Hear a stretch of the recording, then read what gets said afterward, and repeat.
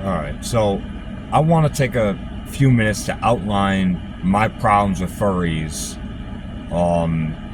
Because there's a tendency, I won't make this political, but there's a tendency of people on the left to just accept groups, and that's not a bad thing, but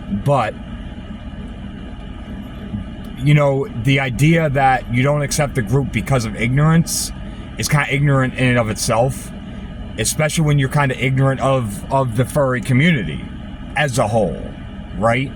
So I want to go into some things about the furry community that maybe certain people aren't aware of. So maybe like, oh, they're harmless. You might not think so after I go through what I'm about to go through, right?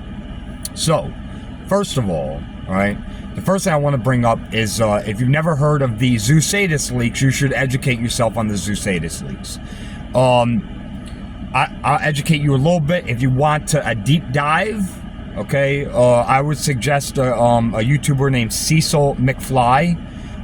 She did several hour-long videos going through the chat logs, the messages that were sent on Telegram that were leaked from these zoosadists.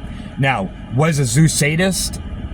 Okay, well, a zoosadist is somebody who derives sexual pleasure from torturing and raping animals, okay? And within these texts, you know, these messages, they discussed zoophilia, pedophilia, necrophilia, you know, torture and killing of animals for their own sick sexual pleasure.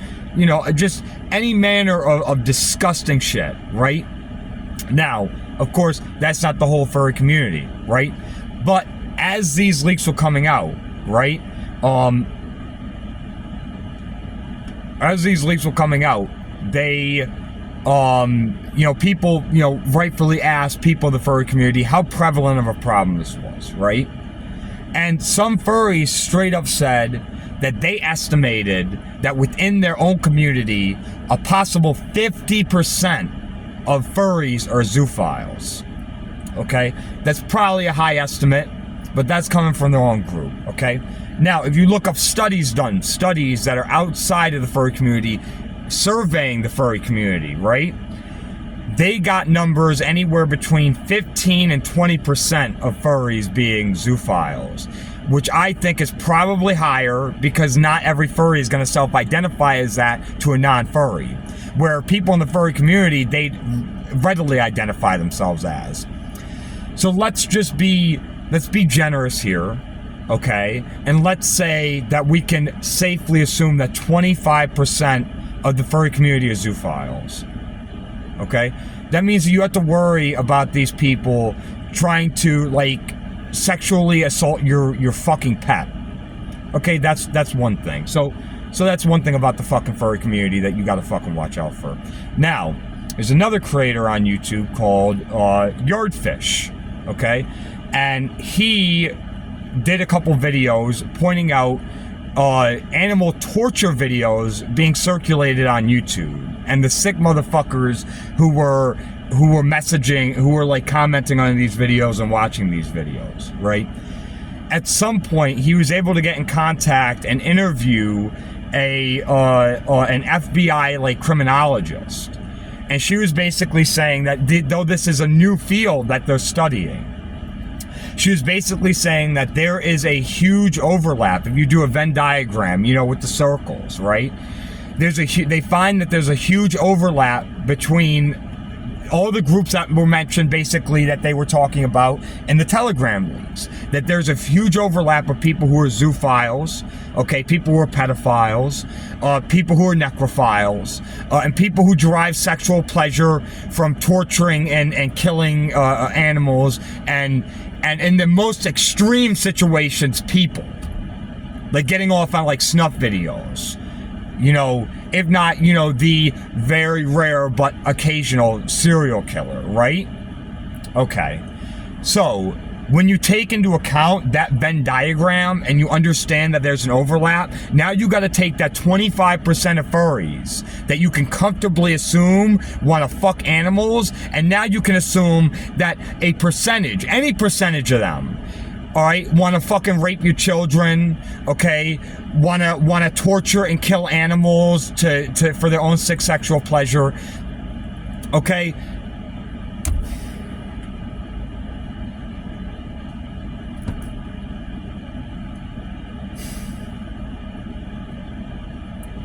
You see what I'm saying here? My problem with the furry community, it doesn't come out of ignorance. It comes out of knowledge of what the fuck goes on in the furry community. And to the maybe 75% of furries who just want to dress up in your little fucking furry costumes and whatever, and you don't want to harm anybody, that's fine. You do you. I have no problem with you. Okay? But when a 25% of your community, okay, want to do harm to children or animals for their own sick sexual pleasure, that means I have to assume that all of y'all are wolves in sheep clothing. Because how can I know that you're not one of the 1 in 4 people within your community who are into that shit? The whole reason I bring this up is because there's a video that I came across of like a streamer who's obviously like, left wing type of commentary type of thing, right? And he was like basically trying to show love to the furry community. And I'm sure his heart's in the right place, but dude, you don't know what the fuck you're talking about. You don't know what you're talking about. You don't know what you're talking about. Do your research. Because if you're comfortable with having these people around you, having these people around your children, having these people around your animals, you need to seriously reconsider your life choices. You need to seriously reconsider your life choices. And I'm sorry, like I said, I'm sorry to the 75%, the possible 75% who are innocent in this. But until that 75% begins to ostracize the other 25% of y'all who want to fucking do harm to animals and children, alright, I have no sympathy. I have no sympathy. Because I can't trust any of y'all. If there was any other group, right, that had 25% of them who were possible, let's say, pedophiles, you would not want to associate with that group. And you would distance yourself from them. Am I not right?